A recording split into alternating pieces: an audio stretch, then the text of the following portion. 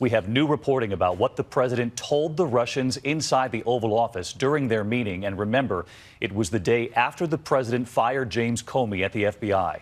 Tonight, the New York Times first reporting that the president said, "I just fired the head of the FBI. He was a nut job." The Times reporting that the president said, "I faced great pressure because of Russia." That's taken off. ABC's chief White House correspondent Jonathan Karl on why those words could become very important and how the White House is responding tonight. As President Trump boarded Air Force One for his first overseas trip, another shoe in the Russia story was about to drop.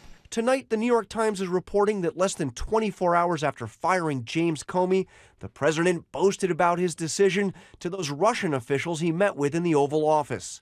"I just fired the head of the FBI," the president told them, according to the Times. "He was crazy, a real nut job." Images of the extraordinary conversation between the American president and Russia's foreign minister and ambassador were captured by a photographer for the Russian government who was allowed into the room. And details of the conversation included in an official White House document, which was read to the New York Times.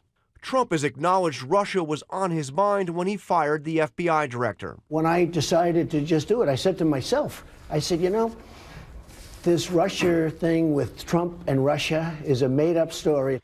The Times reports that the day after firing Comey, the president told those Russian officials, "I faced great pressure because of Russia. That's taken off," adding, "I am not under investigation."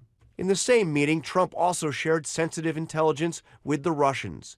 All this sets the stage for a coming showdown with Comey, who is expected before long to tell his story to Congress. The president claims Comey assured him he is not under investigation, but Comey has told associates that's just not true. Comey has also told associates that Trump even asked him to drop the investigation into former National Security Advisor Michael Flynn. Did you at any time urge former FBI Director James Comey in any way, shape, or form to close or to back down the investigation into Michael Flynn? And also, as you look back... No. Next question. Sources close to Comey say the former FBI director kept meticulous notes, including about a dinner where he says the president asked him to pledge his loyalty. Today, a friend of Comey says the director was disturbed by the president's overtures, particularly at this moment, early on in the administration.